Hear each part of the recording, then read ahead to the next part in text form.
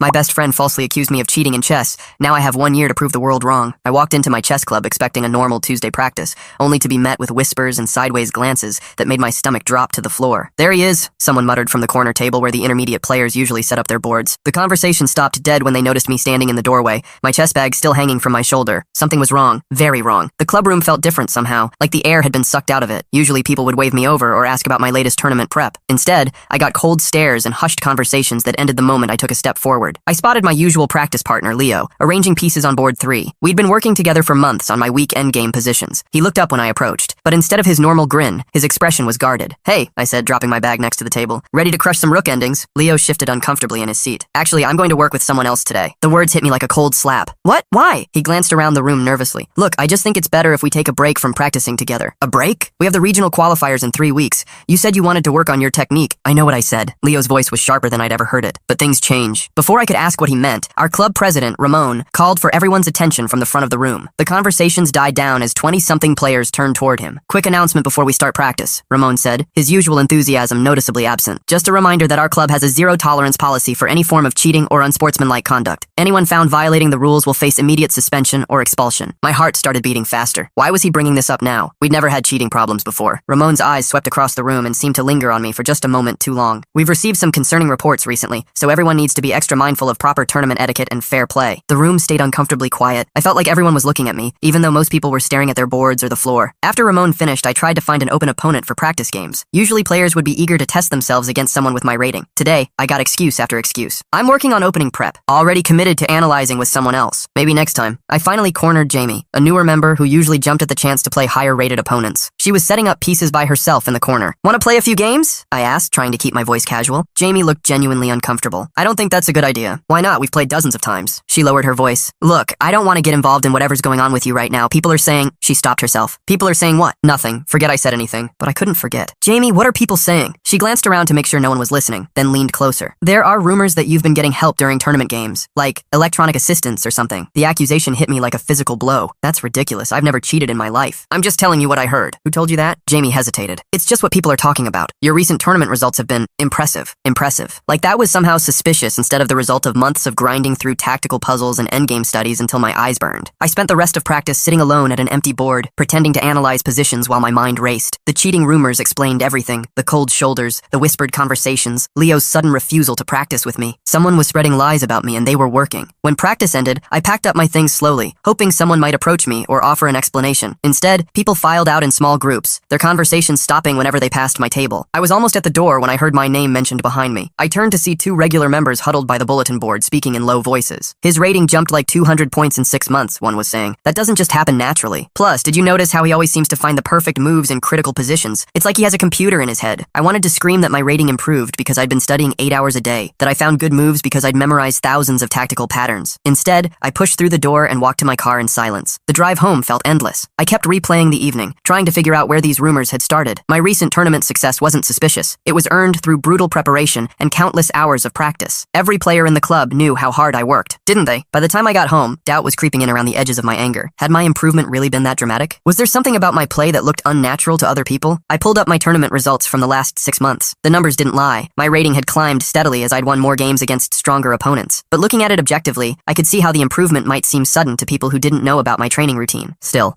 improvement wasn't evidence of cheating. I'd earned every single rating point through legitimate play. The worst part wasn't the false accusations. It was the realization that people I considered friends had been so quick to believe them. Leo, Jamie, even Ramon seemed to suspect me based on nothing but gossip and speculation. I thought about the club member who'd started the whispered conversation when I walked in. The way he'd said, "There he is," like I was some kind of criminal. The coordinated cold shoulder I'd received from multiple people suggested this wasn't just random suspicion. Someone had been working to turn the club against me. As I sat in my room that night, staring at the chessboard on my desk, I realized this was bigger than just rumors. This was a deliberate campaign to destroy my reputation and push me out of the one place where I'd felt like I belonged. The question was, who would want to hurt me this badly and why? I had a sinking feeling I already knew the answer. To understand how deeply this betrayal cut, you need to know what the chess club meant to me and what I thought my friendship with Adrian meant to both of us. I joined the club as a freshman, barely knowing how the pieces moved beyond the basics my dad taught me when I was 8. The first few months were brutal. I lost every single game, sometimes in embarrassingly short fashion. Other members would finish their matches and gather around my board to watch me blunder away pieces in ways that made them wince. But something about the complexity hooked me. Every loss taught me something new, and I started staying after practice to analyze my games. I'd go home and study tactics until midnight, then wake up early to review opening principles before school. Adrian joined the club club that same year, but unlike me, he already had a solid foundation. His dad had been a competitive player, and Adrian could rattle off opening theory and endgame principles like he'd been born knowing them. Where I struggled to see 3 moves ahead, he was calculating long tactical sequences in his head. We became friends almost by accident. I was staying late one evening, trying to understand why my attack had failed in that day's game, when Adrian stopped by my table. "You moved your knight too early," he said, pointing at the position I'd been staring at for 20 minutes. "See? You opened up your king before you finished developing." He sat down and showed me 3 different ways the position could have played out if I'd been more patient. For the first time, the loss made sense instead of just feeling random and frustrating. That became our routine. Adrian would help me understand my mistakes, and I'd ask endless questions about why certain moves worked better than others. He never made me feel stupid for not knowing things that seemed obvious to him. "You think differently than most players," he told me one evening after I'd found an unusual tactical shot he'd missed. "You see patterns that aren't in the books." By sophomore year, my rating had climbed enough that I wasn't automatically losing every game. By junior year, I was winning more than I lost. Adrian and I practiced together constantly, analyzing positions and testing new openings against each other. The thing is, Adrian's improvement had plateaued. He knew the theory cold, but his tactical vision never developed the way mine did. His rating stayed in the same range for 2 years while mine kept climbing. I didn't think much of it at the time. Different players develop at different rates, and Adrian seemed genuinely happy about my progress. He'd celebrate my tournament wins and offer advice when I struggled with specific opponents. "You're going to surpass me soon," he said last spring after I'd won the regional scholastic championship. "I always knew you had more upside." I laughed it off. "You taught me everything I know. I wouldn't be here without your help." But looking back, I wonder if that conversation bothered him more than he let on. Maybe watching me surpass him felt different than he'd expected it would. By the start of senior year, my rating was nearly 300 points higher than his. I'd started playing in adult tournaments outside of school, holding my own against experienced players who'd been competing for decades. College chess coaches were reaching out about recruitment. Adrian was still a solid player, but he was no longer one of the strongest in our club. New members looked up to me for advice instead of him. When we played practice games, I won most of them. The shift was subtle at first. Adrian would make comments about how lucky some of my tournament results were, or how I'd gotten favorable pairings that made my path easier. When I analyzed positions with newer members, he'd sometimes interrupt to correct something I'd said, even when my analysis was sound. "Actually, that move doesn't work because of this tactic," he'd say, then realize his refutation was wrong and have to backtrack. I started noticing he'd volunteer information about my losses,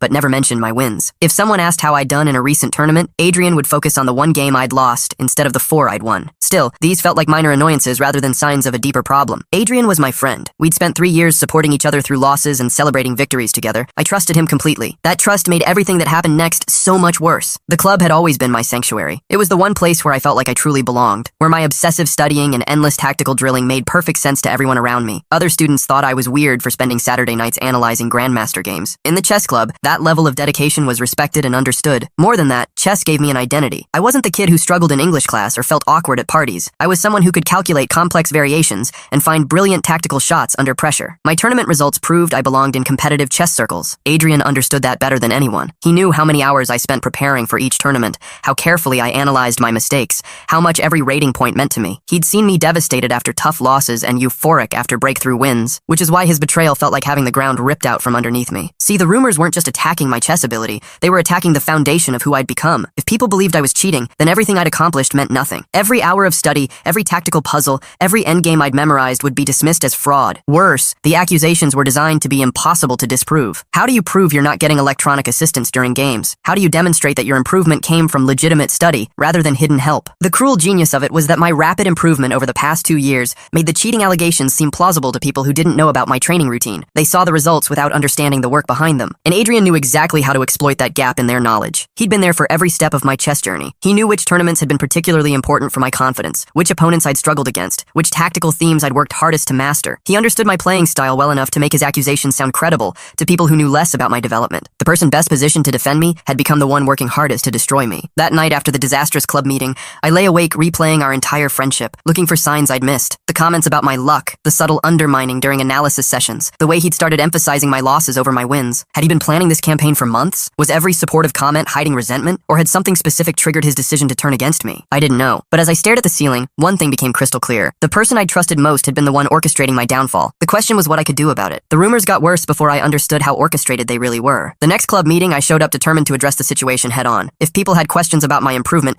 I'd explain my training routine. If they wanted to see my analysis methods, I'd demonstrate them. I figured transparency would shut down the speculation. I was completely naive about what I was walking into. Adrian was already there when I arrived, surrounded by a group of members near the tournament results board. He looked up when I entered, and for just a second, I caught something in his expression, a flicker of satisfaction that disappeared so quickly I almost missed it. "Hey," I said, approaching the group. "Can we talk? I think there's been some misunderstanding about—" "Actually," Adrian interrupted, "we were just discussing the upcoming regional qualifiers. The entry deadline is next week." The conversation felt forced, like everyone was performing for my benefit. I noticed several people avoiding eye contact with me. "Right, well, I wanted to clear the air about these cheating rumors, I said directly. I know people have questions about my recent results, so I thought I could explain. Nobody accused you of anything, said Marcus, one of the senior members. We're just saying that electronic assistance has become a bigger problem in tournaments lately. But people are specifically talking about me, right? Jamie shouldn't have said anything. Adrian cut in smoothly. Look, nobody's making accusations. We're all just trying to stay focused on legitimate improvement. The way he said legitimate made it clear what he thought about my results. I felt the frustration building in my chest. My improvement is legitimate. I can show you my study materials, my analysis files, anything you want to see. That's not necessary, Adrian said. Everyone here respects hard work. But his tone suggested the opposite, and I noticed he kept steering the conversation away from specifics whenever I tried to defend myself. Over the following weeks, the pattern became clear. Adrian wasn't directly accusing me of anything where it could be traced back to him. Instead, he was asking questions that planted doubt. Interesting how he always seems to find the computer's first choice in critical positions. It's amazing how his tactical vision improved so suddenly after struggling for years. Did you notice he's been spending a lot of time on his phone between games at tournaments? Each comment seemed innocent in isolation, but together they painted a picture of suspicious behavior. And because Adrian had been my closest friend in the club,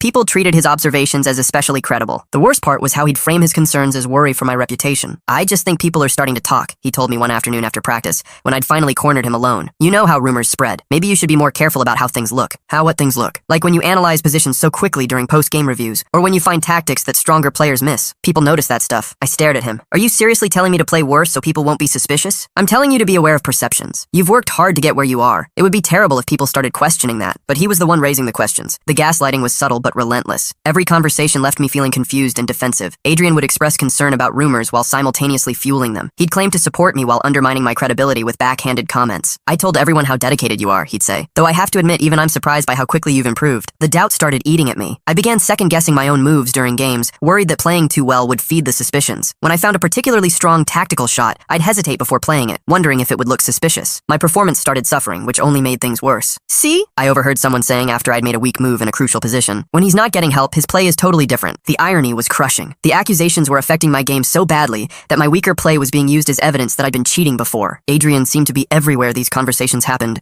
never leading them but always present to add little confirmations that kept the doubts alive. You know, that does look different from his usual style, he'd agree thoughtfully. I started avoiding the club, which only made me seem more guilty. When I did show up, I felt like everyone was watching my every move, analyzing whether my behavior matched their suspicions. The breaking point came during a practice tournament Ramon organized to prepare for regionals. I was paired against Leo in the third round, the same Leo who'd refused to practice with me on that first terrible evening. I was playing well despite the pressure, building a strong position with careful maneuvering, but when I found a beautiful tactical sequence that would win material, I hesitated. The combination was exactly the kind of sharp calculation that people had been questioning. I spent 10 minutes double-checking the lines, making sure I wasn't missing anything. The tactic was sound, but playing it would probably trigger more whispers about computer assistance. I played a safer, weaker move instead. Leo immediately seized the initiative and gradually outplayed me from the resulting position. After I resigned, he seemed genuinely confused. Why didn't you play the knight sacrifice on move 23? He asked during the post-game analysis. It wins by force. Before I could answer, Adrian appeared at our board. Maybe he didn't see it, he said with false concern. That would be pretty normal for his actual playing strength. The comment was meant to sound supportive, but the implication was clear. My usual tactical vision was artificially enhanced. I snapped. What's that supposed to mean? Nothing, Adrian said quickly. I just meant that everyone misses tactics sometimes. No, you meant something else. You've been making comments like that for weeks. The post-game analysis area had gotten quiet. Other players were glancing over at us. I think you're being paranoid, Adrian said, raising his voice slightly so others could hear. I've been defending you to people who have questions. What people? What questions? Look, I don't want to get into this here, he said, glancing around meaningfully. But if you're feeling defensive about your results, maybe that says something. I felt trapped. Anything I said would sound like the protest of someone with something to hide. Adrian had positioned himself as the reasonable one,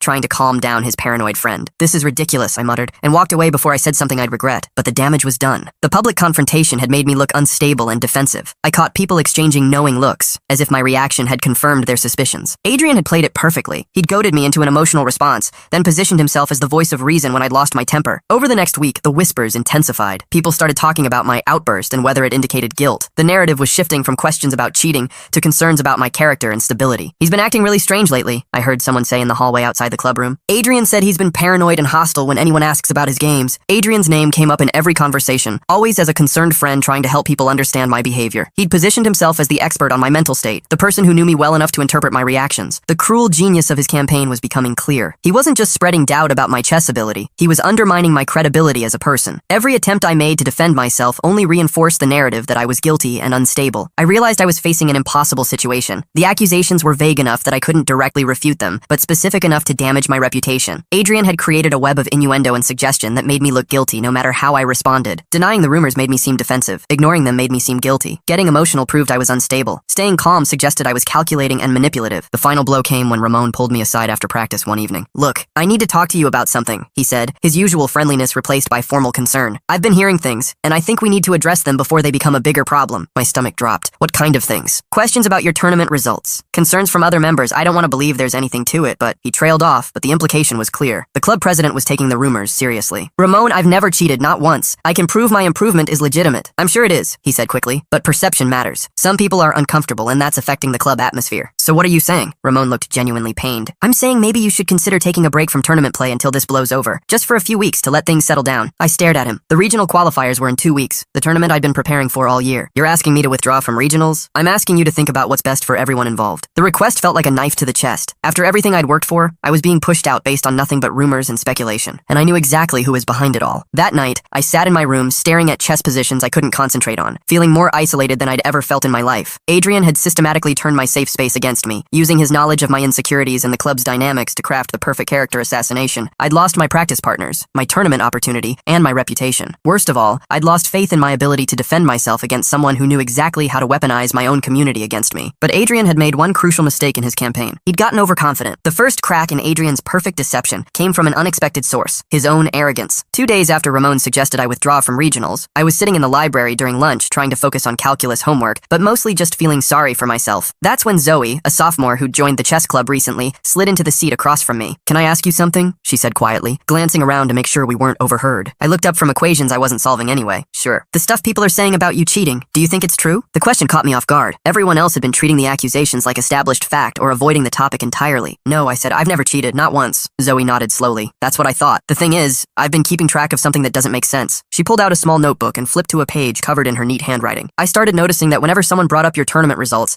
Adrian always seemed to know specific details about games you'd played. Like, really specific details. My attention sharpened. What kind of details? Last week, when Marcus mentioned your win against that expert-level player, Adrian immediately talked about how you'd found some computer-like tactical sequence in the endgame. But here's the weird part. I looked up that game online afterward. The tactical shot he described wasn't even in your game. I stared at her. What do you mean? I mean, he made it up. He described this brilliant but suspicious-looking combination that never happened. But he said it so confidently that Marcus just nodded along. The implications hit me like a wave. He's not just spreading rumors about my actual games. He's inventing fake examples. Exactly. And there's more. Zoe flipped to another page. Remember when Leo asked about your playing style changes? Adrian went into this whole explanation about how your recent games showed different patterns that suggested outside assistance. But I've been reviewing your games from the club database, and your style has been totally consistent. She showed me a chart she'd made, tracking various aspects of my play over the past year. The data clearly showed steady improvement without any dramatic shifts in approach. You've been analyzing my games? I asked. Zoe looked slightly embarrassed. I wanted to understand what people were talking about. Plus, you're one of the strongest players in the club. I thought I could learn something. But the more I looked, the more I realized the accusations didn't match reality. I felt a surge of gratitude toward this sophomore who'd done more to defend me than any of my supposed friends. Have you told anyone else about this? Not yet. I wasn't sure if I should get involved, but watching everyone turn against you over stuff that isn't even true, it doesn't feel right. Zoe's evidence was compelling, but it was still her word against Adrian's. I needed something more concrete. That evening, I decided to do some investigating of my own. If Adrian was spreading false information about my games, there might be other inconsistencies I could uncover. I started by reviewing every conversation I could remember from the past month, looking for details that didn't add up. Adrian had been remarkably knowledgeable about tournament events he hadn't attended, opposition research he couldn't have done, and private conversations I'd supposedly had with coaches. Then I remembered something that had bothered me at the time, but I'd dismissed as unimportant. 3 weeks earlier,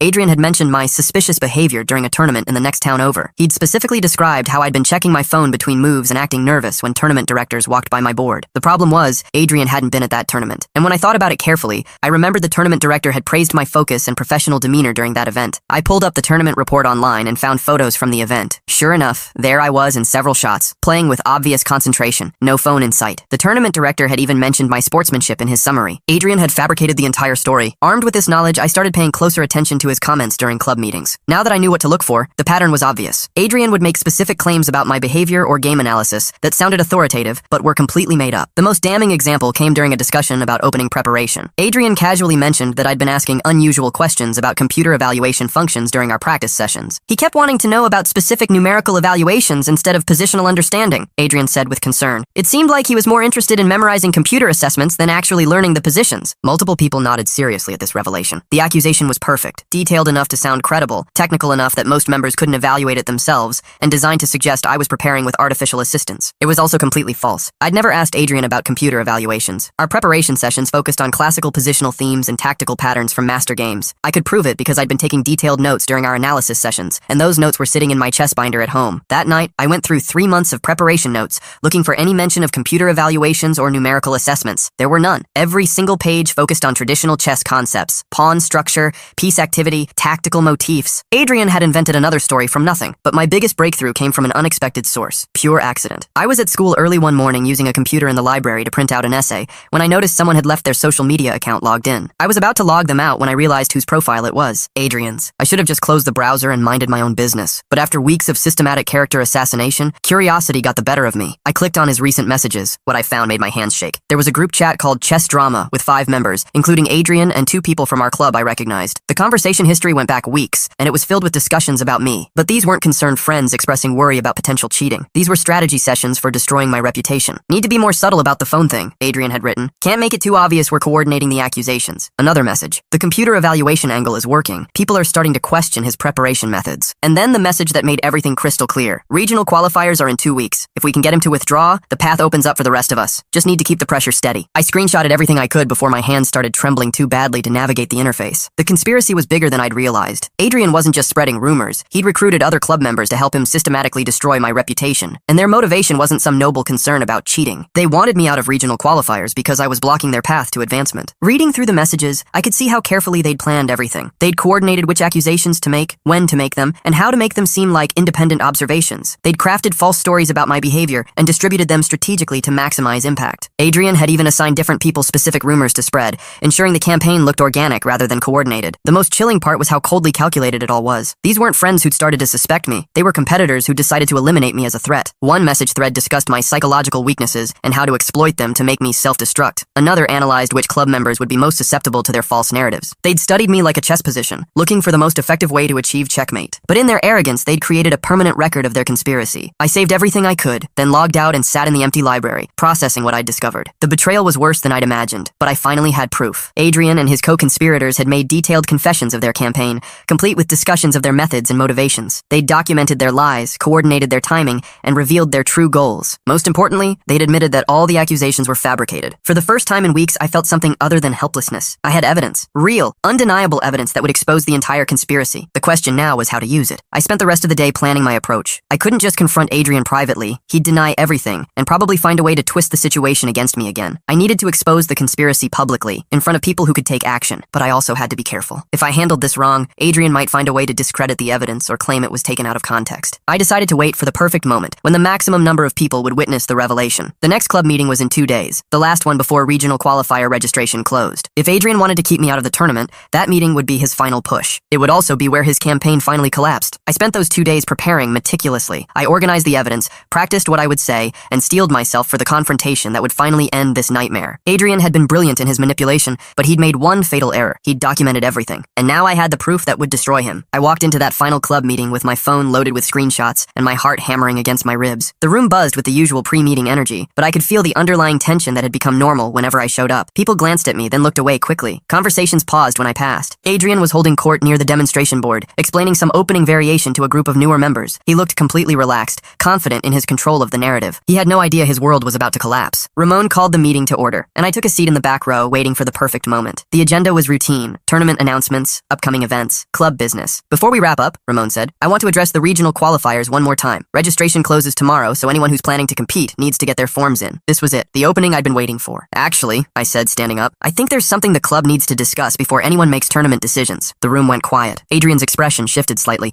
but he kept his casual demeanor. What's that? Ramon asked. The rumors about me cheating, I said clearly. I think everyone deserves to know the truth about where they came from. I could feel the tension spike. Several people shifted uncomfortably in their seats. I don't think this is the right forum for... Adrian started. No, I think it's exactly the right forum, I interrupted. Especially since you've been using club meetings to spread lies about me for weeks. Adrian's face went pale, but he recovered quickly. That's not true. I've never spread lies about anyone. Really? I pulled out my phone. Because I have evidence that says otherwise. The room was dead silent now. Everyone was staring at me, including Ramon, who looked deeply uncomfortable with the direction this was heading. What kind of evidence? Adrian asked, but I could hear the strain in his voice. I opened the first screenshot. Evidence like your group chat called Chess Drama, where you coordinated a campaign to destroy my reputation. Adrian went completely white. I don't know what you're talking about. Sure you do. I read directly from the screen. Need to be more subtle about the phone thing. Can't make it too obvious we're coordinating the accusations. The silence in the room was deafening. I could see people exchanging shocked looks. That message was sent by you, Adrian, 3 weeks ago. Want me to read more? Those are fake, Adrian said desperately. Anyone can fake text messages. Okay, how about this one? Regional qualifiers are in 2 weeks. If we can get him to withdraw, the path opens up for the rest of us. I looked up from my phone. That's a direct quote from you, explaining your real motivation. This was never about cheating concerns. It was about eliminating competition. Adrian looked around the room frantically,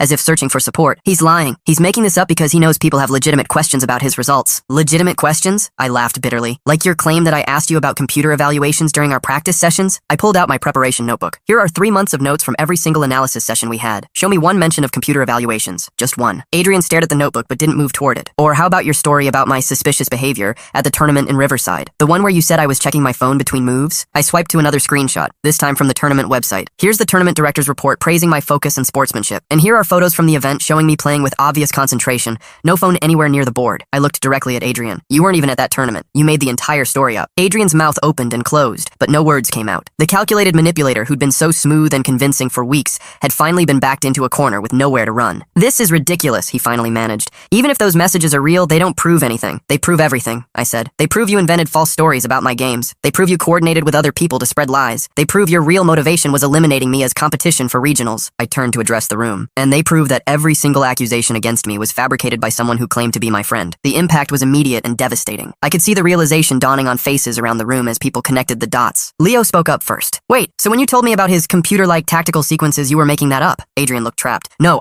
yes he was, Zoe said, standing up. I've been analyzing those games independently. The tactical sequences Adrian described never happened. More people started speaking up, comparing notes about the stories they'd been told. The careful web of lies Adrian had constructed was unraveling in real time. I can't believe this, Jamie said, shaking her head. You convinced me he was cheating and it was all fake. Adrian tried one last desperate deflection. Even if some details were wrong, that doesn't mean the underlying concerns weren't valid. His improvement has been suspicious. Suspicious? I cut him off. My improvement has been documented and consistent. The only suspicious thing here is your campaign to destroy someone who trusted you. Ramon finally found his voice. Adrian, these are very serious accusations. Do you have any response to the evidence he's presented? Adrian looked around the room one more time, seeing only hostile or disappointed faces staring back at him. The authority and credibility he'd built over weeks of careful manipulation had evaporated in minutes. This is all being taken out of context, he said weakly. What context makes coordinating false accusations acceptable? I asked. What context makes lying about someone's character okay? Adrian had no answer. You know what the worst part is? I continued. I trusted you. I considered you one of my closest friends. I shared my insecurities and fears with you, and you used all of that information to hurt me as effectively as possible. My voice was getting louder, and I could feel years of suppressed anger finally breaking free. You knew exactly how to make me doubt myself. You knew which buttons to push to make me look paranoid and defensive. You weaponized our friendship to destroy my reputation and my love for this game. Adrian tried to respond, but I wasn't finished. And the cruelest part? You almost succeeded. I was ready to quit chess entirely because I believed people I respected actually thought I was cheating. You nearly destroyed my passion for something I'd worked years to build. The room was completely silent except for my voice echoing off the walls. But you made one mistake, Adrian. You documented everything. Your arrogance and your need to coordinate with your conspirators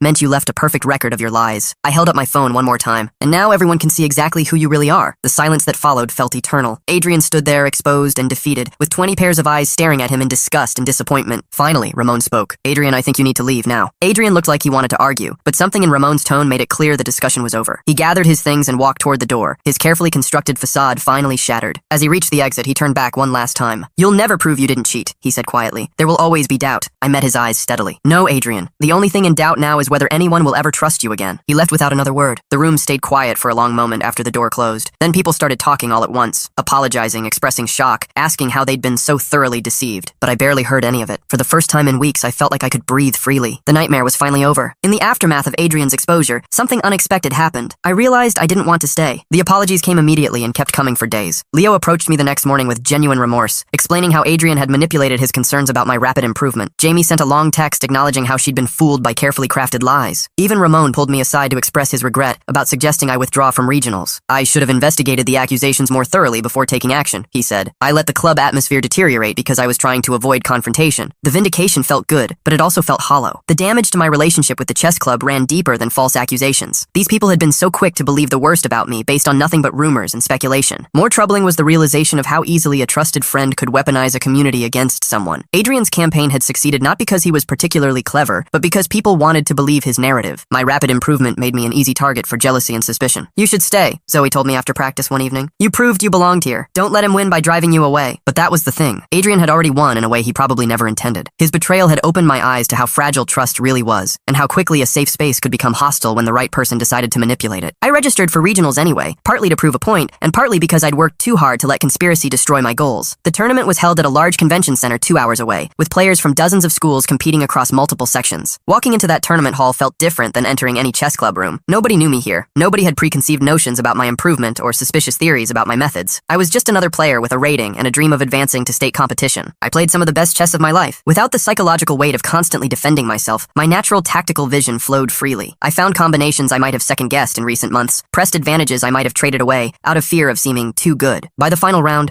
I'd secured qualification for state championships, but more importantly, I'd rediscovered why I loved competitive chess in the first place. After the tournament, I started researching chess organizations outside of school. That's when I discovered the Metro Chess Academy, a serious training program that met at the downtown library twice a week. The members were mostly adult players and college students who'd outgrown their high school clubs. The director, a former master named Coach Harrison, evaluated my games and offered me a spot in their advanced training group. "You have strong tactical instincts," he said, after reviewing my regional tournament performance. "With proper guidance and tougher competition, you could reach expert level within a year." Expert level. That was a milestone I'd dreamed about, but never imagined achieving so soon. I officially withdrew from the school chess club the following week. The decision surprised some people, especially after I'd been vindicated and Adrian had been essentially banned from club activities. "Why leave now?" Ramon asked. "You've earned your place here." "Because I've outgrown what this club can offer," I said honestly. "I need stronger opponents and a more serious training environment." It wasn't entirely true, but it was easier than explaining that I no longer trusted the community to support me when things got difficult. My first months at Metro Chess Academy were humbling in the best possible way. Playing against experienced adults showed me gaps in my game I'd never noticed. Coach Harrison's training methods pushed me to analyze positions more deeply